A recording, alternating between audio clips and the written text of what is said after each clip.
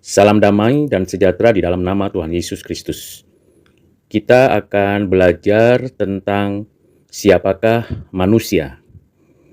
Di dalam berbagai pengetahuan yang ditemukan dan diajarkan oleh manusia, manusia menjelaskan keberadaan dirinya, mulai dari pengertian filosofis, sosiologis, dan juga biologis. Secara filosofis, manusia keberadaannya dalam situasi dan kondisi pemikiran menunjukkan bahwa manusia adalah makhluk yang keberadaannya ada karena berpikir. Berpikir karena ada. Jadi ini adalah suatu situasi relasi yang saling memberi penjelasan. Manusia secara filosofis juga memberikan gambaran bahwa dirinya, keberadaannya, yang selalu mencari keadaan dirinya dari asal-usulnya, kehidupannya, dan kemampuannya di dalam mengamati segala realitas dengan rasionya dan dicari temukan apa yang ada di balik realitas. Itulah kondisi keberadaan dari manusia. Manusia ada sebagaimana adanya.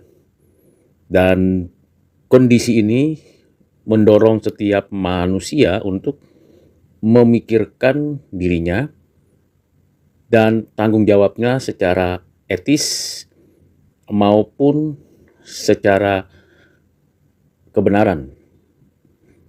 Sehingga baik metafisis kemanusiaan, epistemologisnya, dan realitas etisnya memberikan keutuhan siapakah manusia.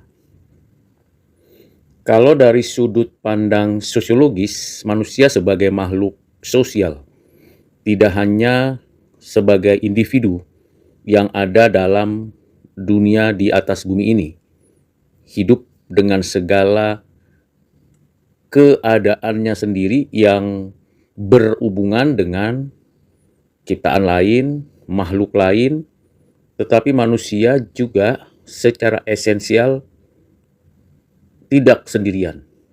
Dia ada manusia lain, sehingga secara sosiologis makhluk manusia ini disebut sebagai makhluk sosial, berupaya untuk membangun relasi dengan siapa saja yang sejenis dengan manusia.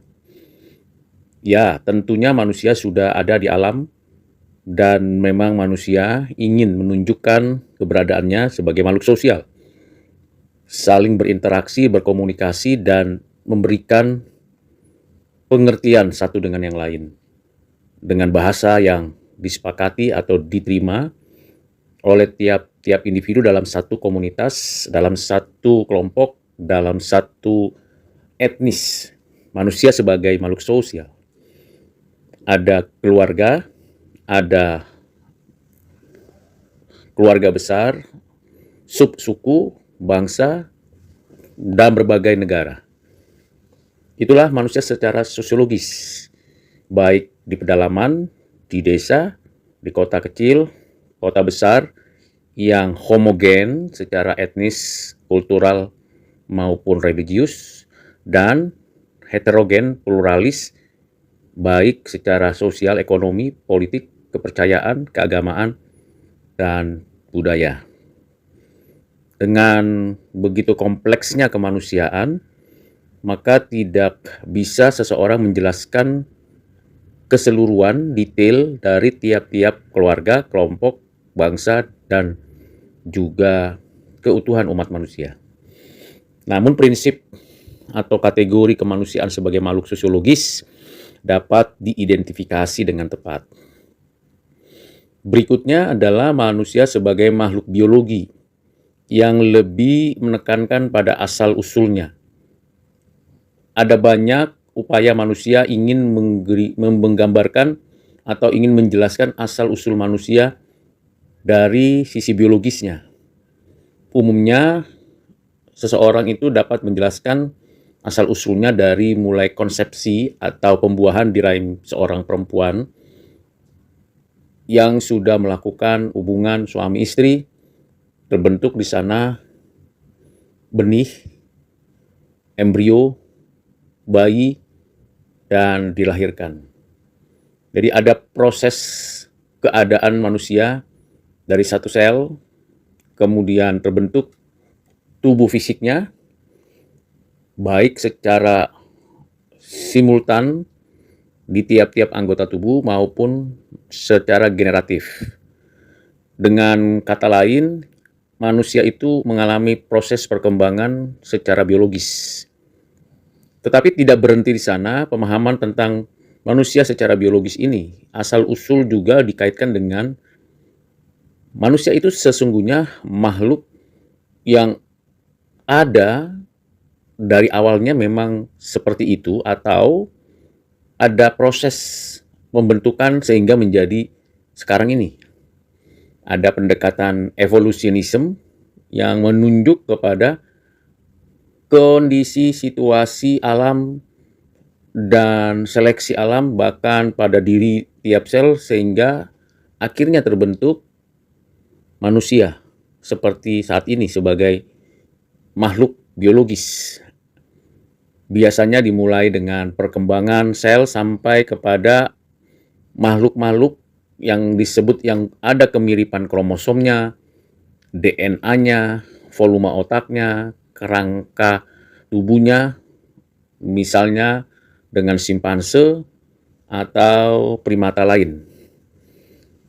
Jadi ada sebuah lompatan perkembangan evolusi dari manusia kepada makhluk berikutnya atau dari makhluk primata ke makhluk manusia yang menjadi kesulitan pembuktian bahwa ada lompatan proses perkembangan dari primata seperti simpanse dan sebagainya ke makhluk purba sampai kepada makhluk modern dan next pada manusia berikutnya. Belum ditemukan jembatan antara keberadaan manusia itu. Nah, di sini secara biologis pengetahuan manusia mulai mengalami sebuah kondisi bayang-bayang atau tidak bisa dijelaskan kecuali asumsi bahwa manusia itu makhluk yang berevolusi. Nah, itu 3 pandangan yang muncul dalam konteks kekinian yang masih diajarkan di sekolah maupun perguruan tinggi. Bagaimana dengan pemikiran Kristen mengenai manusia? Ikuti terus penjelasan ini supaya tiap orang yang mau belajar dapat mempelajarinya secara berkesinambungan dan dapat menemukan referensi-referensi dari penjelasan-penjelasan yang baru saja didengar. Tuhan menolong kita menggunakan akal karena iman selalu mencari pengertian. Tuhan memberkati.